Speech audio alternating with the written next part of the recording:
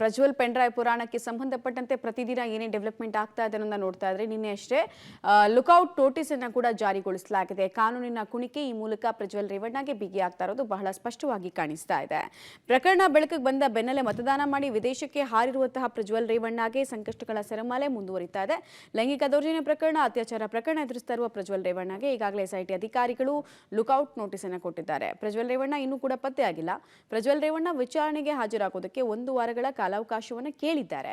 ವಿದೇಶದಿಂದ ಆಗಮಿಸಿ ವಿಚಾರಣೆಗೆ ಹಾಜರಾಗಬೇಕು. ಆದರೆ ಪ್ರಜ್ವಲ್ ರೇವಣ್ಣ ಯಾವುದೇ ಏರ್ಪೋರ್ಟ್ಗೆ ಬಂದರೂ ಕೂಡ ಅವರ ಬಗ್ಗೆ ಸೂಕ್ತ ಮಾಹಿತಿ ಕೊಡುವಂತೆ ಈಗಾಗಲೇ ಹಾಗೂ ವಶಕ್ಕೆ ಪಡೆಯುವಂತೆ ಈಗಾಗಲೇ ಲುಕ್ಔಟ್ ನೋಟಿಸ್ ಜಾರಿಗೊಳಿಸಲಾಗಿದೆ. ಎಲ್ಲೇ ಪತ್ತೆಯಾದರೂ ಅವರು ವಶಕ್ಕೆ ಹೋಗ್ತಾರೆ ಅಂತ ತಿಳಿದು ಬರ್ತಾ ಇದೆ. ಹೀಗಾಗಿ ಪ್ರಜ್ವಲ್ ರೇವಣ್ಣ ಭಾರತಕ್ಕೆ ಬರ್ತಾರ ಸದ್ಯದ ಪರಿಸ್ಥಿತಿಯಲ್ಲಿ ಅಥವಾ ಇನ್ನಷ್ಟು ಕಾಲಾವಕಾಶವನ್ನು ಕೇಳೋ ನಿಟ್ಟಲ್ಲಿ ವಕೀಲರ ಮೂಲಕ ಕಸರತ್ತನ್ನು ಮುಂದುವರಿಸ್ತಾರಾ ಅನ್ನೋದು ಕುತೂಹಲ. ಈಗಾಗಲೇ ರಿಟರ್ನ್ ಟಿಕೆಟ್ ಕೂಡ ಬುಕ್ ಆಗಿದ್ರ ಬಗ್ಗೆ ವೈರಲ್ ಆಗ್ತಾ ಇತ್ತು ಫೋಟೋ. ಇನ್ನೊಂದು ಕಡೆಗೆ ಲುಕ್ಔಟ್ ನೋಟಿಸು, ಅತ್ಯಾಚಾರ ಪ್ರಕರಣ, ಲೈಂಗಿಕ ದೌರ್ಜನ್ಯ ಪ್ರಕರಣ ಜೊತೆಗೆ ಇನ್ನೊಂದಷ್ಟು ಕಂಪ್ಲೇಂಟ್ ಕೊಡೋದಕ್ಕೆ ಕಂಪ್ಲೇನೆಂಟ್ಸ್ ಮುಂದಾಗ್ತಾ ಇರೋದ್ರಿಂದ ಕುತೂಹಲ ಅಂತೂ ಇದ್ದೇ ಇದೆ ಯಾವ ಕ್ಷಣಕ್ಕೆ ಏನಾಗುತ್ತೆ ಅಂತ ಹೇಳಿ. ಪ್ರಜ್ವಲ್ ಭಾರತಕ್ಕೆ ಬರಬೇಕು, ಆಗ ಮಾತ್ರ JDS ಹಾಗೂ ದೇವೇಗೌಡರ ಭವಿಷ್ಯದ ದೃಷ್ಟಿಯಿಂದ ಸರಿಯಾಗತ್ತೆ ಅನ್ನೋ ಲೆಕ್ಕಾಚಾರ ಕುಟುಂಬಸ್ಥರು ಹಾಗೂ ಆಪ್ತರಲ್ಲಿದೆ. ಬಟ್ ನಿಜಕ್ಕೂ ಬರ್ತಾರಾ ಅಥವಾ ಇನ್ನೂ ಸ್ವಲ್ಪ ದಿನಗಳ ಕಾಲ ಹೀಗೆ ತಲೆಮರೆಸ್ಕೊಂಡಿರ್ತಾರಾ ಅನ್ನೋದೇ ಈ ಕ್ಷಣದ ಕುತೂಹಲಕ್ಕೆ ಕಾರಣ ಆಗ್ತಾ ಇದೆ. ಪ್ರಜ್ವಲ್ ಪೆಂಡ್ರೈವ್ ವಿಚಾರ ಸುಂಟ್ರುಗಾಳಿಯನ್ನೇ ರಾಜ್ಯ ರಾಜಕಾರಣದಲ್ಲಿ ಈಗಾಗಲೇ ಬಿಸಿ ಆಗಿದೆ. ಈಗಲೂ ಕೂಡ ಪ್ರಬಲ ಅಸ್ತ್ರವಾಗಿ ಇದನ್ನ ಕಾಂಗ್ರೆಸ್ ಪ್ರಯೋಗ ಮಾಡ್ತಾನೆ ಇದೆ. ಈ ಬೆನ್ನಲ್ಲೇ ಪ್ರಜ್ವಲ್ ರೇವಣ್ಣ ವಿರುದ್ಧ ಅತ್ಯಾಚಾರ ಪ್ರಕರಣ ಒಂದು ದಾಖಲಾಗಿದೆ. ಸಂತ್ರಸ್ತೆಯಿಂದ ಇವತ್ತು 164 ಹೇಳಿಕೆಯನ್ನ ದಾಖಲು ಮಾಡಿಕೊಳ್ಳಲಾಗುತ್ತೆ ಅನ್ನೋದು ತಿಳಿದು ಬರ್ತಾ ಇದೆ. ಇನ್ನು ಒಂದ್ ಕಡೆ ಲುಕ್ಔಟ್ ನೋಟಿಸ್, ಮತ್ತೊಂದು ಕಡೆ ಅತ್ಯಾಚಾರ ಪ್ರಕರಣ. ಹೀಗಾಗಿ ಪ್ರಜ್ವಲ್ ರೇವಣ್ಣಗೆ ಸಂಕಷ್ಟದ ಸರಮಾಲೆ ಕಂಟಿನ್ಯೂ ಆಗ್ತಾ ಇರುವಂತಹ ವಿಚಾರ ಗೊತ್ತಾಗ್ತಾ ಇದೆ. ನೋಡಿ, FIR ಆದ 4 ದಿನದ ಬಳಿಕ ಅತ್ಯಾಚಾರಕ್ಕೆ ಯತ್ನ ಅನ್ನುವಂತಹ ವಿಚಾರ ಕೂಡ ಅಲ್ಲಿ ಹೇಳಲಾಗಿದೆ. ಪೆನ್ಡ್ರೈವ್ ಸುಳಿಯಲ್ಲಿ ಸಿಲುಕಿದ ಪ್ರಜ್ವಲ್ಗೆ ಸಂಕಷ್ಟ ಮುಂದುವರಿತಾ ಇದೆ.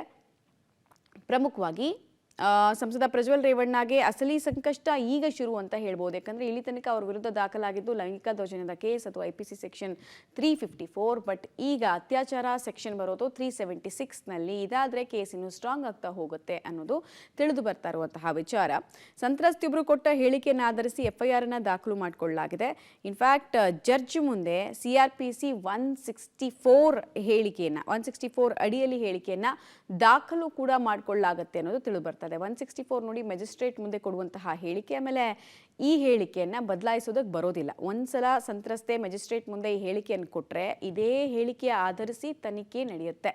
ಆಮೇಲೆ ಈ ಹೇಳಿಕೆಯ ಇನ್ನೊಂದು ಸ್ಪೆಷಾಲಿಟಿ ಅಂತ ಹೇಳಿದ್ರೆ, ಜಡ್ಜ್ ಮುಂದೆ ಕೊಡುವಂತಹ ಹೇಳಿಕೆ ಸಂದರ್ಭದಲ್ಲಿ ಸ್ಟೆನೋಗ್ರಾಫರ್ ಆ ಯುವತಿ ಅಥವಾ ಸಂತ್ರಸ್ತೆ ಕೊಟ್ಟಂತಹ ಎಲ್ಲ ಹೇಳಿಕೆಯನ್ನು ದಾಖಲು ಮಾಡ್ಕೊಳ್ತಾರೆ. IO ಇರಲ್ಲ ಅಲ್ಲಿ.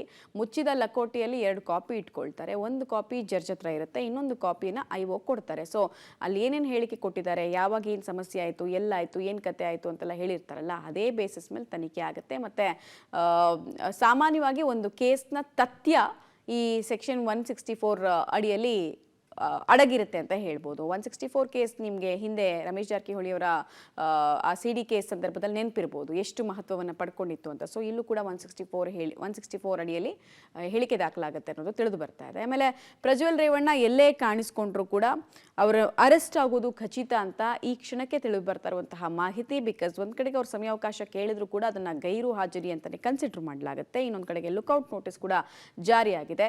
ಲುಕ್ಔಟ್ ನೋಟಿಸ್ ಯಾವಾಗ ಜಾರಿ ಆಗುತ್ತೆ ಅಂತ ಹೇಳಿದ್ರೆ, ಎವಿಡೆನ್ಷಿಯಲ್ ಡಿಸ್ಟ್ರಾಯ್ ಅಂದ್ರೆ ಸಾಕ್ಷ್ಯಾಧಾರಗಳನ್ನು ಎಲ್ಲೋ ಕೂತ್ಕೊಂಡು ನಾಶ ಮಾಡ್ತಾ ಇದ್ದಾರೆ ಅನ್ನೋ ಅನುಮಾನ IOಗೆ ಬಂದಾಗ ಅವರು ಲುಕ್ಔಟ್ ನೋಟಿಸ್ ಜಾರಿಗೊಳಿಸುವಂತಹ ಪ್ರಕ್ರಿಯೆಗೆ ಮುಂದಾಗಬಹುದು. ಸೊ ಆಮೇಲೆ ಕಾನೂನು ಪ್ರಕ್ರಿಯೆಗಳು ಬಾಕಿ ಉಳಿಸ್ಕೊಂಡಿರ್ಬೇಕಾದ್ರೆ ವಿದೇಶಕ್ಕೆ ಹಾರಿರೋರ ವಿರುದ್ಧ ಕೂಡ ಲುಕ್ಔಟ್ ನೋಟಿಸ್ ಜಾರಿ ಆಗುತ್ತೆ. ಸೊ ಇದೆಲ್ಲವೂ ಕೂಡ ಕಾನೂನಿನ ಕುಣಿಕೆ ಇನ್ನಷ್ಟು ಬಿಗಿ ಮಾಡುವಂತೆ ಮಾಡ್ತಾ ಇದೆ ಪ್ರಜ್ವಲ್ ರೇವಣ್ಣ ಅವರ ಕೇಸ್ನಲ್ಲಿ ಅನ್ನೋದು ತಿಳಿದು ಬರ್ತಾ ಇದೆ.